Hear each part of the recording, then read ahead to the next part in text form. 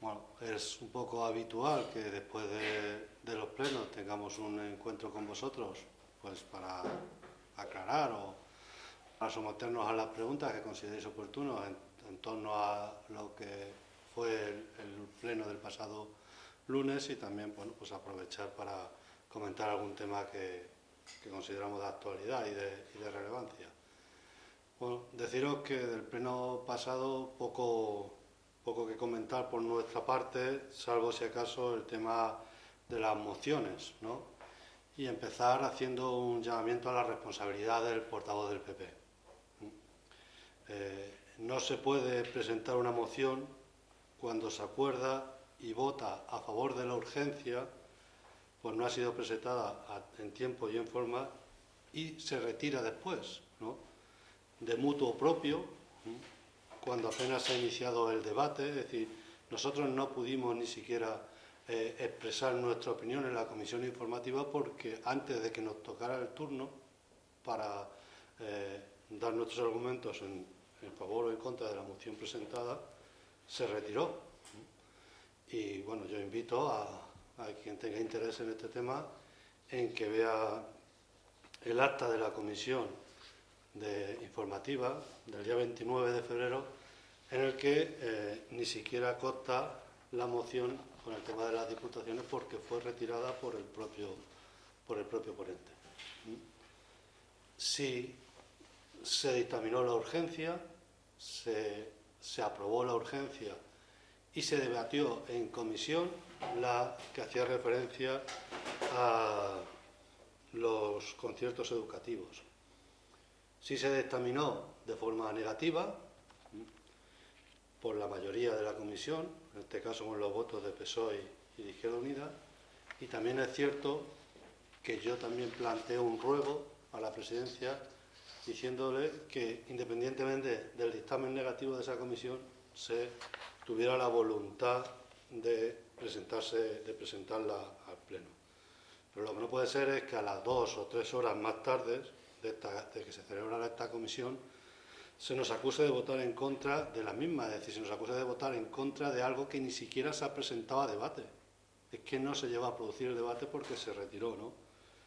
Nosotros entendemos que todo el mundo se equivoca y que puede ser un error ante sus compañeros o partido al retirar la moción, pero uno debe ser consecuente con sus actos y no acusar a los demás de algo que no hicimos. Este grupo municipal no pudo votar en contra de la moción, en concreto de defensa de las diputaciones, porque esa moción no se sometió a debate, fue retirada por el ponente. Acusar de evitar el debate político y la legítima confrontación dialéctica como principal valor de la democracia, pues puede estar bien de cara a la galería, pero cuando ha sido él, me refiero al portavoz del Partido Popular, el primero en la historia de la institución que ha invitado con su voto en contra que una moción que se pretendía consensuar y que se trasladó para ser consensuada con la abstención de todos los grupos y se elevara a pleno, como fue la del mes anterior, una en defensa o en apoyo de la paz, en defensa del derecho a la vivienda y en contra de los desahucios, no se puede acusar al mes siguiente a los demás de hacer algo que él ha sido el primero en hacer. La moción presentada en el Pleno por el portavoz del PP presentaba una urgencia injustificada en todas luces. Llegado el momento del Pleno, es decir, no existía ninguna urgencia ni nada que valorara esa urgencia inmediata de someter al debate la defensa o no de las diputaciones, ¿no? Y yo les señalo una situación, es decir, someter una moción de este tipo a una urgencia, cuando en todo caso es, como nosotros entendemos, injustificada, supone para empezar que nosotros no teníamos ese texto. No conocíamos ese texto porque no se había elaborado a ningún dictamen previo, ¿no? Ni los acuerdos que se sometían a votación, los que tendríamos que votar a favor, ni nada referente con esa moción, ¿no?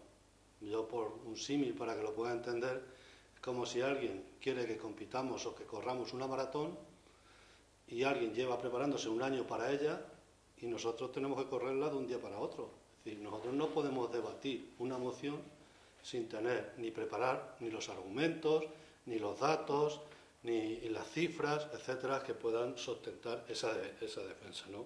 No hay tiempo. Por eso se trata de valorar las urgencias. Lo único que se votó en el Pleno fue en contra de esa urgencia. Esas mociones se pueden volver a presentar en Pleno cuando se quieran. Y sí también me gustaría señalar el compromiso adquirido en la constitución de la Junta de Portavoces, en el que los portavoces adquirimos el compromiso de debatir, consensuar y exponer aquellas cuestiones que previas a cada pleno podrían crear disputas innecesarias, como consideramos que es esta, una disputa totalmente innecesaria, baladí y que no tiene nada que ver con los intereses del pueblo y de los ciudadanos. Y en respecto a ese tipo de mociones de carácter de urgencia, pues para eso está la Junta de Portavoces, que se reúne previamente a los plenos, ¿no? Y sobre todo, vuelvo a reiterar, cuando previamente el propio ponente es el que reitera, el que retira la moción. Es decir, la sorpresa fue que no la tuviéramos que presentar, que la tuviéramos luego allí encima de la mesa. Sobre los ruegos presentados, todos son importantes, pero sí nos gustaría destacar, y esperamos que el Gobierno local sea diligente y, de alguna manera, se recupere la dotación del servicio de urgencias matinales en el Centro de Salud de Valdepeñas. Como bien lo expuso la compañera, era un servicio que existió en Valdepeñas y que en el último periodo, con el Gobierno anterior, se quitó, y esperemos que se recupere porque dificulta la atención médica que se hace normalmente en los centros de salud. Señalar también, para quien sea neófito en esto, que los ruegos o preguntas, tanto orales como escritos, no son potestad del alcalde incluirlas o no en el orden del día. Es decir, tienen los grupos de la oposición la posibilidad o no de hacerlas, como se pudo comprobar en el último pleno. Si recordáis, en el último pleno el PP hizo todas sus intervenciones de forma oral. UCIN no hizo ninguna intervención. Y nosotros, en IU Ganemos, pues hicimos unos ruegos de forma escrita y otros ruegos orales. Pero eso lo puede hacer todo el mundo. Lo digo porque que nadie se lleve a engaño y como que se está intentando confundir o se está confundiendo a los demás, yo creo que a lo mejor para justificar sus propias limitaciones, pero como intentando señalar como cierto trato de favor. Aquí no hay ningún cierto trato de favor. Los ruegos y preguntas, la oposición tiene la potestad de hacer lo que quiera. Hablando de los ruegos, sí nos gustaría, por parte del equipo de gobierno, ¿no?, que los ruegos emitidos tuvieran una respuesta positiva. Claro, los hacemos y queremos que se cumplan esos ruegos, ¿no?, tengan una respuesta positiva. Pero en todo caso, sí nos gustaría y sí vamos a solicitar que se dé una respuesta, sea la que sea, públicamente. Y si se admite el ruego o no se admite el ruego, pero no la callada por respuesta, porque nos deja en una indefensión de carácter jurídico, político, pues no sabemos si se ha admitido o no se ha admitido ese ruego. Esta misma petición la vamos a trasladar esta misma tarde a la Comisión de Ordenanzas y si no, bueno, pues solicitaremos un informe correspondiente. Y bueno, eso un poco por tratar un poco el pleno pasado, salvo que queréis hacer alguna pregunta o tratar alguna cuestión referente a él.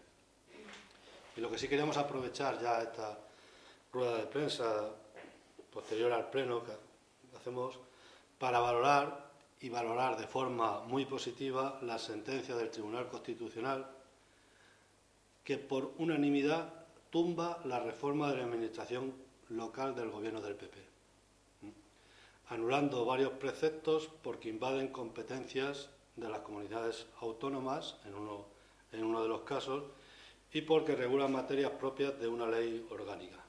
En el fallo del Tribunal Constitucional supone aceptar parcialmente uno de los primeros recursos presentados por los diferentes gobiernos autonómicos. En este caso, el primero que se ha fallado es el presentado por el Parlamento de Extremadura contra la reforma local, ¿no? Pero es un fallo que va a marcar el rumbo, ¿no?, y va a seguir dando respuesta a los múltiples recursos presentados contra esta. Entre ellos, el del Ayuntamiento de Valdepeñas. Por eso estamos aquí para valorarlo. Es decir, El Ayuntamiento de Valdepeñas presentó un recurso, uno de los 3.000 recursos admitidos a trámite contra esta reforma de la administración local, y fruto de ese recurso se presentó a través de una moción presentada por Izquierda Unida individualmente y posteriormente consensuada durante el periodo de tramitación con el PSOE, una moción que se aprobó en febrero del 2014 por mayoría absoluta, con todos los votos de Izquierda Unida y PSOE y los votos en contra en aquel momento de PP y UCIN. Bien, pues una reforma que decíamos nosotros y que bueno, el Tribunal Constitucional ha venido a dar la razón, que vacía de competencias a las administraciones locales, sobrecargaba por otro lado y sin financiación a las comunidades autónomas, que por eso las comunidades autónomas también han recurrido, y abría las puertas a la privatización de servicios públicos, ¿no? Alejando, que era una de las cuestiones que nosotros señalamos, la gestión pública de los ciudadanos, quitándole competencias a los ayuntamientos, que es la administración más cercana como son los ayuntamientos. En este periodo de tiempo también, sobre todo a partir del posible pacto, que no sabemos si eso va a llegar a algún lado, por lo pronto, como tal, pacto Ciudadanos-PSOE no ha llegado a ningún sitio sobre el tema de las diputaciones, señalar que, por ejemplo, las diputaciones son administración local. Con lo cual, un poco la esquizofrenia a la que se nos somete a nosotros, políticos de ayuntamiento, concejales, alcaldes, etcétera, cuando por un lado se plantea la defensa de una administración local, como puede ser las diputaciones, y por otro lado se legisla en contra de las administraciones locales, como ha hecho el Partido Popular en los últimos 4 años, ¿no? Bueno,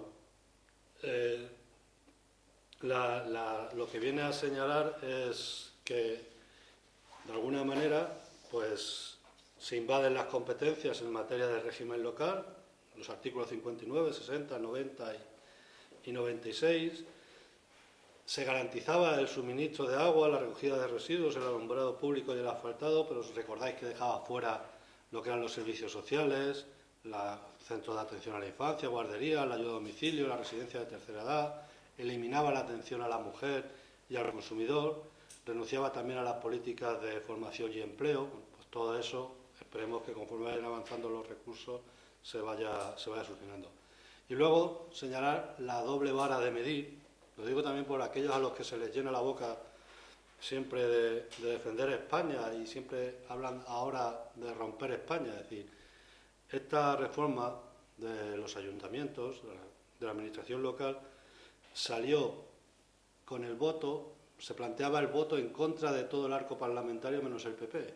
Pactaron a último momento la abstención del PNV, dejándoles que ellos en sus territorios pudieran o no pudieran llevar a cabo las estas, ¿no? Es decir, pues uno de los recursos que se admiten es la doble vara de medir. O sea, es imposible que una ley tenga esa doble vara de medir, una ley nacional, ¿no? Y que las comunidades del País Vasco y Navarra tuvieran el privilegio de aplicarla o no aplicarla, ¿no?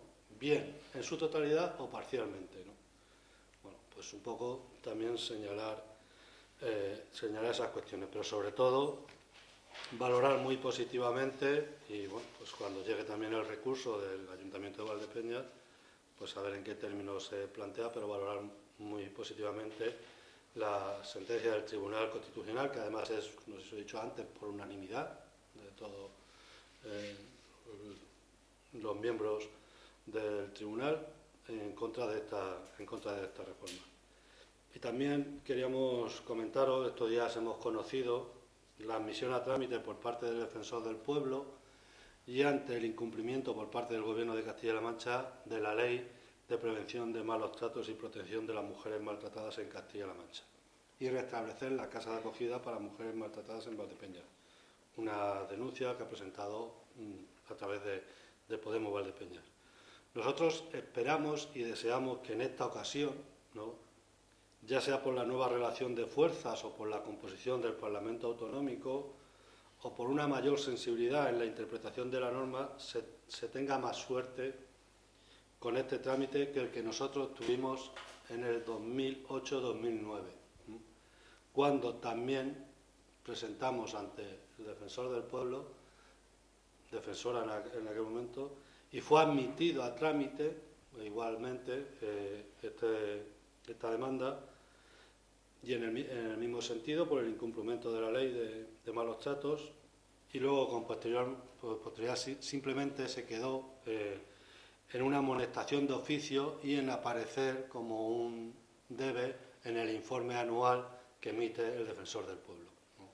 Pero no llegó a exigirse el cumplimiento por parte de la Administración regional.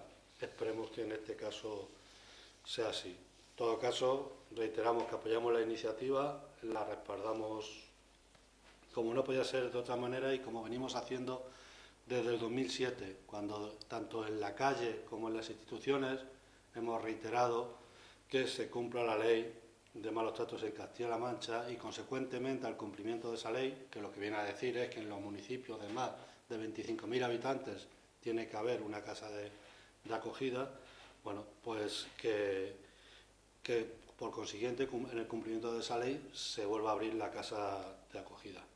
Sí tenemos que solicitar y subrayar que la necesidad de cambios en los presupuestos. O sea, no se puede aprobar la casa de acogida de Valdepeñas, no se puede volver a abrir con los presupuestos actuales. Con los presupuestos de Castilla-La Mancha no se puede aprobar, no se puede, porque no hay financiación suficiente, no tiene financiación suficiente. Entonces habría que modificar. Y recordar que tanto la convocatoria, que ya es efectiva y que ya está resuelta, del mantenimiento de centros de la mujer, casa de acogida y servicios de atención a las mujeres, etcétera, son los mismos presupuestos, la misma convocatoria, la misma norma que mantenía Cospedal en el año anterior. Es decir, no se ha cambiado en el 2016, el Gobierno actual no ha cambiado ni una sola coma de la normativa relacionada con temas de centro de la mujer. Esperemos que a partir de ahora se pueda hacer y, por lo tanto, lo que venimos a decir es que, por un lado, apoyamos la iniciativa, pero pedimos modificación en los presupuestos porque es la única manera de que esto pueda llegar a efecto. Y salvo que queráis alguna pregunta o alguna cuestión, pues un poco era lo que teníamos planteado para hoy. Bueno, cuestión sobre estos o cualquier otro tema que os haya surgido. Cuando has dicho revolver de los que preguntas del trato de favor, ¿te refieres a los dos grupos de la oposición, a los otros dos? Sí, me refiero a que de alguna manera se está insinuando, ¿no?, sobre todo por parte del PP, y a partir de que no se admitiera a la urgencia de sus mociones, que a ellos no les admiten la urgencia de su moción y a nosotros sí nos admiten los ruegos. Así que los ruegos no se nos tienen que admitir, faltaría más. Si ya los grupos de la oposición no pueden intervenir en el apartado de ruegos y preguntas, pues acabe, ciérrese la democracia en este país, ¿no?